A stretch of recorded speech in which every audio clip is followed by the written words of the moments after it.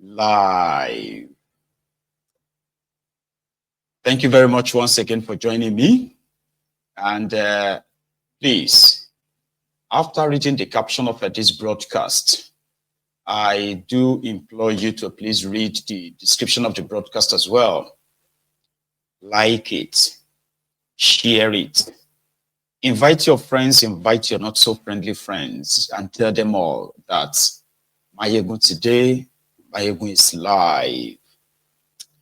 Tonight, we are starting from the latest sort of like expose, you know, from one of the known critics of this Tinubu's regime, even though they are in the same political party, Alli Ndume.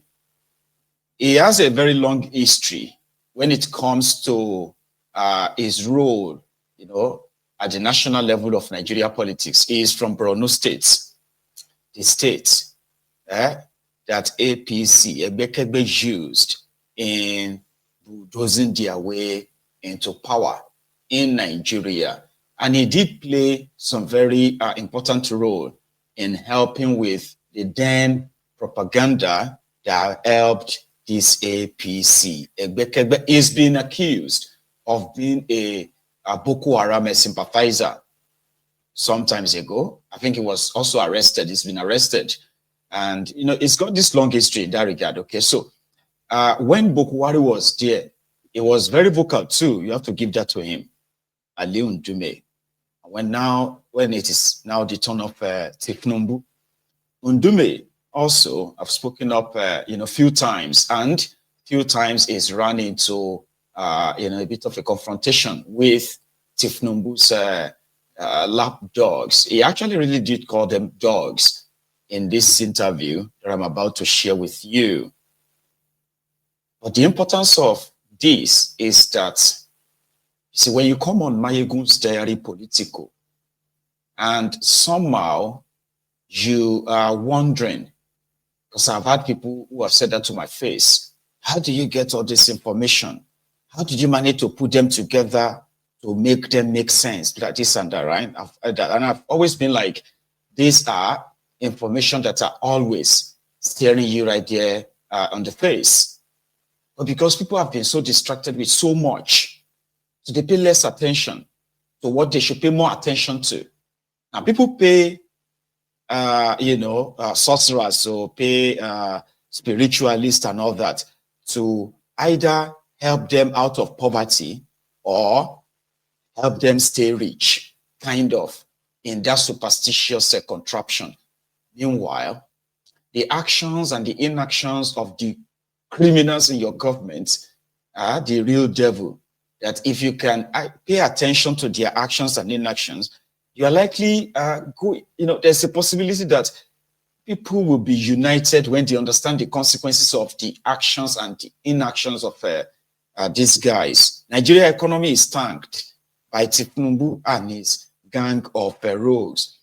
You know, during the Boko Haram's time, the time with this popular sort of, you know, saying back then that Boko Haram and the Fulanization agenda, I mean, it was so absurd, right? That the idea of a federal character in Nigeria is that means for those who carve or those who, you know, who put together this charade called, you know, contract this constitution, right? So to them, everybody, every part of Nigeria, right, they have equal rights and must have equal rights and opportunity when equal rights and access to opportunities in the, you know, running of the affairs of the country. Simply put, as long as you are a Nigerian, any government, for any government to be seen to have represented the interests of Nigerians, it must, at all level of government appointments or what have you, including jobs at the federal level, must be equally, evenly distributed across the country. But that is not how the contraption works. Immediately Bukwari came in. You see, those who have used all means, including terrorism, to install a despot, right? A tyrant or a dictator. They called him a repentant dictator. That's what they said. They said it's now a repentant dictator. That was Bukwari. You know, a tribalist to the core, ethnic jingoist, somebody who's Fulani, you know, heritage or is Fulani lineage is so strong. His loyalty to them is so strong that they can, I mean, it could burn down the entire contraption for all he cares, just for his Fulani agenda. That was how much it was obvious under Bukwari. And Tinubu came. And so far, so good, right? He's been accused, obviously, like evidently.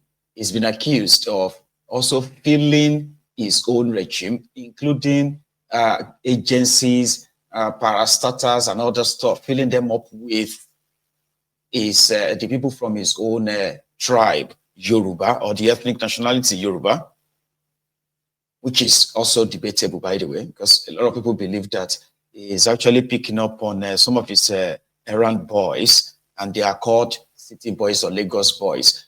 So Ndume is now raising the concern on that, accusing Tinubu right now of nepotism, something that he said, this is not even about his choice or what he feels like he can do. It is also breaking the law. Like I said, they have something called the Federal Character, Section 14 of that their constitution, actually mandated the president to bring into his government equal representation from across the country. Anyway, the interesting part is that of the economy, okay? You see, he is not only accusing Tinubu of nepotism, which is obvious, no doubt. He's also accusing him of, like, he's not even selecting or appointing the best brains. Do you understand? Like, if you say, oh, Nigeria is a lawless place anyway, so if you want to accuse him of breaking the law on one part, like you may possibly say, well, on the plausible side, or, you know, on the plus side, right, he's actually appointing the best brains in different fields. Rather, he is appointing incompetent lapdogs who are only out there to praise, to sing his praises. That's what Ndume said. They're talking about the economy itself. Ndume, again, another breaking of the law according to him. He said, you know, Tinubu has taken a lot of loans. Some of them have been covered on this platform. Some of them, in fact, all of the loans that Tinubu has taken in the last 20 months, they have taken in the last 20 months, right? The conditions attached to them, right? They are part of the reasons why you are facing what you are facing in that contraption right now. Economically, you know, the devaluation of your currency, which they call the floating of your currency, removal of a subsidy, even though they can't tell you how much money they have actually saved from this removal of subsidy. Don't forget that. The problem now is that they can't tell you how much they've saved, Abby. The problem now is that, or the issue now is they've also borrowed money in the name of subsidy removal. To cushion the effect of subsidy removal, they had to take, according to Ndume's record, $1.5 billion loan. So it was there, and you know, finally, though, right? He was able to also project or predict what would follow is outburst. Because some will say, you are a senator, right? You are supposed to raise this on the floor of the Senate, somewhere, you know, everybody can actually really contribute. But since you will rather play to the gallery, this is other people saying that now, like you will love to play to the gallery by going to the media when you know that media or Nigerians, they will do nothing. But if your job as a National Assembly lawmaker is to checkmate the actions and what have you of the executive, the right place is not the media, but your National Assembly. So all in all, right, Tinubu's sellers, they have responded as well. And of course, like he called them dogs, he said they are like attack dogs, that they will begin to attack him, not the message, right? And there is, in fact, economic, sort of a storm. I don't know if that's the right, description I should give it to, but in the coming days, weeks, and months, right, with this, Donald Trump's tariff, 14% tariff against the product from Nigeria, the crash in crude oil price, which in itself, right, is no longer the benchmark as they kind of like benchmarked it for their budgets. So one by one, we'll get to that part. And I can share every other material I have with me tonight with you. So let's start with Ndume. When Ndume went to Arise with Charles on Arise to discuss the level of impunity as well as nepotism, the favoritism, which is so one-sided and mostly of incompetent, people, as he described it. So we'll start with that tonight. The figures are there. You can look at the figures. I sent you one. I sent you figures. It's not that I'm that's taken and then put pressure on the government or even change the law in order to make that mandatory, mandate the government to do that. But you mentioned loans. Yeah. About the Tucanos, which is that brings me to the other issue that you have raised, which is the very high borrowing by the Tinubu government that's taken place over the last 20 months or so. And to be fair to you, it's not just you. Several leading economists, chambers of commerce, etc., have also expressed concern over the rising debt. How serious a situation does this look like from your point of view as a senator? How much of a national crisis is it? Well, let me first of all say that I'm not against borrowing. Even the greatest countries in the world, America, Japan, China, all are big borrowers, but they borrow for physical, tangible, and accountable projects that you spread and pay over time. But my worry is not even in the borrowing, it's what you borrow for. Let me give you quickly a rundown of what I checked. You see, in June 2023, $500 million was borrowed for women program to scale up what they call NPWPLC. Can you see that? Can Nigerians see it? Where are the women? Then on June 23rd, the same day, $800 million was borrowed to cushion the impact of high petrol prices after fuel subsidy removal. How? Where?